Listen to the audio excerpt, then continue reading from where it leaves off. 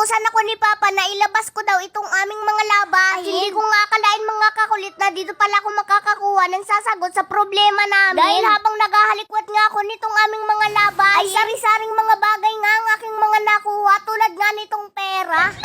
Yan o.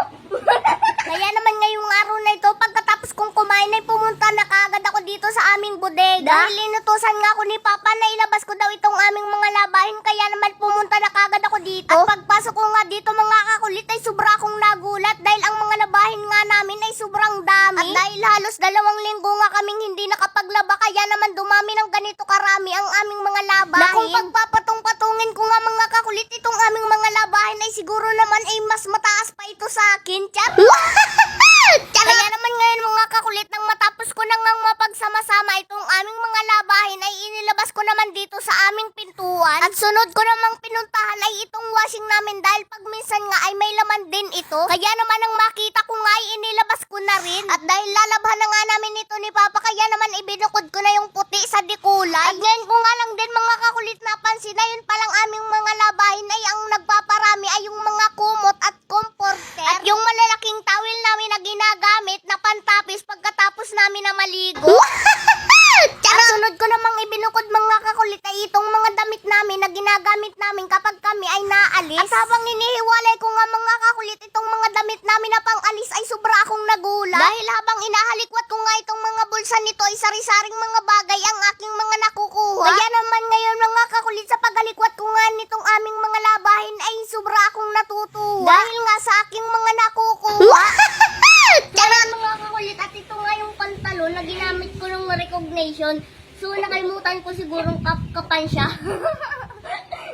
Kaya may laman yung bulsa. Ayun o.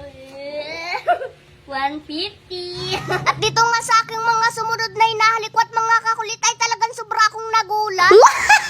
Ito mga kakulit naman, yung sinuot ni Papa nung nag-recognition ako, siguro hindi niya rin ito nakakapan ng bulsa. Ayan. Pinuwan! Tingnan ko nga. May naman nga, may papel. Ay, may papel. Papel nga. Ayun o. Oh. Papel lang to. Huwag na to. Ano may barya o. Eh? Magkano kaya to? Ay, puro token. Puro token. Ayun mga kakulit o, puro token. At dito nga sa paghalikwat ko nitong pantalon na ito mga kakulit ni Papa ay sobra akong natuwa. Charot! Yan o. Sabi mga kakulit, ito yata ay kinupit ni Papa kay Mama kasi dito nakalagay sa secret niya na bulsa. Dito na muna.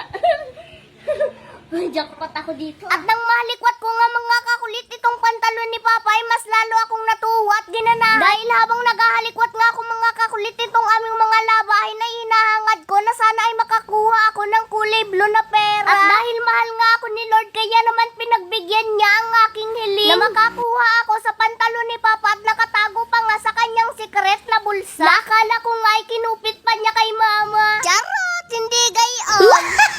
At sa pagpatuloy nga ng paghalikwat ko dito sa aming mga labahin ay mga sari-saring mga bagay pa nga ang aking mga nakukuha mga kakulit. Pati pa naman ballpen din nala. At sa mga pantalon at jogging pants nga mga kakulit ni Papa ay may mga nakuha nga ako na mga ball. Kaya naman dahil sobrang akong natutuwa sa paghalikwat nitong aming mga labahin ay pinagpatuloy ko lamang. Dahil baka sa paghalikwat ko nga itong mga kakulit ay baka dito ako makakuha ng hinahangad namin na kayamanan. Charot! Walang gayon! Charot! Ayan mga kakulit, at ito na yung last na labahan namin. Grabe, ang dami na labahan namin. 3 batya. At dito nga sa huling labahan namin mga kakulit na aking nga halikwatin ay pati kayo ay magugulat sa aking mga makukuha. Kaya mga kakulit, yung sinusuot kong uniform pag napasok ako. Meron pa ako atong natirang baon dito. 7 pesos na naman. Hindi ko nga alam mga kakulit kung itong aking hinahalikwat na ito ay mga labahin pa or tindahan na ba? Charot! Dahil dito nga sa mga sumunod kong nakuha ay meron nga akong nakuhang mga candy at isang shampoo. Kaya naman sobra akong nagulat mga kakulit dahil hindi ko nga akalain na makakakuha ako ng mga ganitong bagay.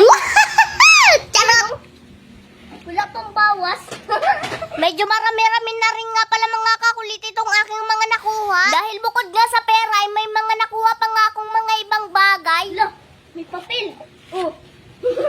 So ngayon nga pala mga kakulit ay dito sa uling pantalon ni Papa na aking hinahalikwat ay mga papel na lang ang aking mga nakuha. Sobrang nga akong natutuwa mga kakulit dahil may mga nakuha nga ako ng ganitong mga bagay. Naalala ko nga nung nakaraan na naglinis din ako ng mga bag ni Mama at sari-saring mga bagay nga ang aking mga nakuha tulad nga din ng pera. At ngayon nga mga kakulit ay nakakuha din ako ng mga pera at hindi ko na nga ito bibilangin. At dahil malapit na nga tayo na mag 500k followers kaya naman naisip ko na lang na ibibigay ko na lang ito sa inyo.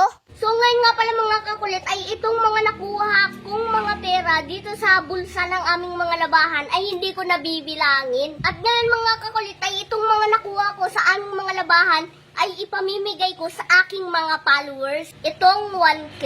Ngayon ay hulaan nyo kung magkano itong mga nakuha ko dito sa aming mga labahan. Ayan o.